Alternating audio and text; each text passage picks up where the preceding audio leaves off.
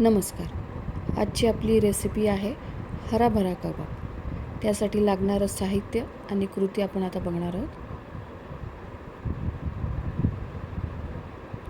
पहिल्यांदा एका बाउलमध्ये आपण पाणी घेतलेलं आहे. त्याच्यानंतर त्याच्यामध्ये ग्रीन पीस आणि पालक हे आपण बॉईल करून घेणार आहोत.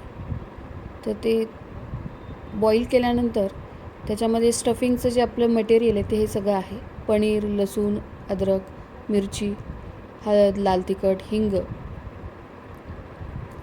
आणि किचन किंग मसाला. हे जे बॉईल केलेलं आहे ते आपण एकदा थंड पाण्यात टाकणार आहोत, म्हणजे त्याला तो ग्रीन कलर राहतो.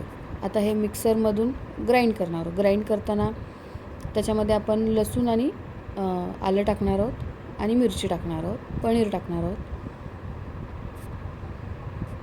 पालक आणि वाटाणासोबत, ग्रीन पीससोबत.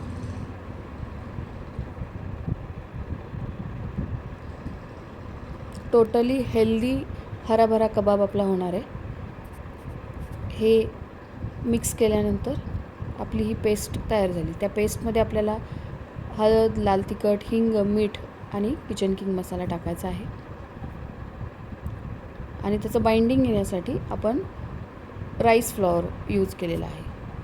आता आपण याचे पातळ असे साबुदाणा वडा जसा आपण पातळ करतो तसा शेप त्याला द्यायचा आहे. आणि मध्ये काजू लावलेले आहेत. हे आपल्याला डीप फ्राय नाही करायचं आहे. आपण थोडं पॅनवरती थोडं तूप टाकलेलं आहे आणि आता 1 बाय 1 सगळे कबाब आपण याच्यामध्ये ठेवणार आहोत.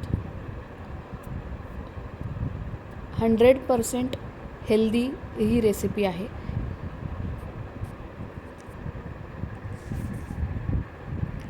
याला थोडंसं वेगळं काहीतरी टेक्स्चर देण्यासाठी मी फोकचा यूज केलेला आहे.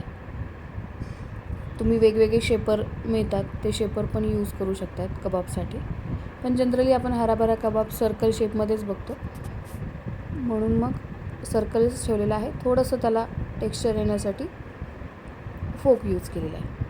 आता आपण याच्यावरती थोडंसं तूप टाकूयात आणि याला पलटी करूयात. ती बघू शकता त्याची जी बॅक साईड आहे ती पूर्ण कशी क्रिस्पी तयार झालेली आहे. आता आपली फ्रंट साईडही रेडी आहे. आता आपण प्लेटिंग करूयात. प्लेटिंगसाठी मी यूज केलेला आहे सॉस आणि ग्रीन पीस. आता 1 बाय 1 आपण याला लेयर करून घेऊयात. लेअरिंग झाल्यानंतर आपण दुसऱ्या साईडलाही सेम असं सॉसचं स्ट्रक्चर ड्रॉ करणार आहोत. थोडं प्लेटिंग दिसायला छान दिसतं, अट्रॅक्टिव्ह दिसतं.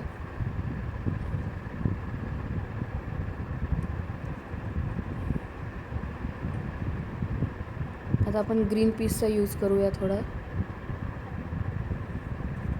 आपली ही प्लेट रेडी आहे आणि एकदम हेल्दी अशी रेसिपी आपली तयार झालेली आहे. तर ही रेसिपी तुम्हाला आवडली असेल तर नक्की लाईक आणि शेअर करा.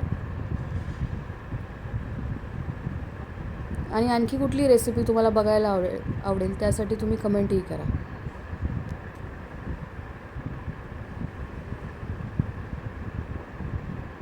तुम्ही एकदम जवळून याचं टेक्स्चर आणि डिझाईन पाहू शकता, ते किती क्रिस्पी झालेलं आहे.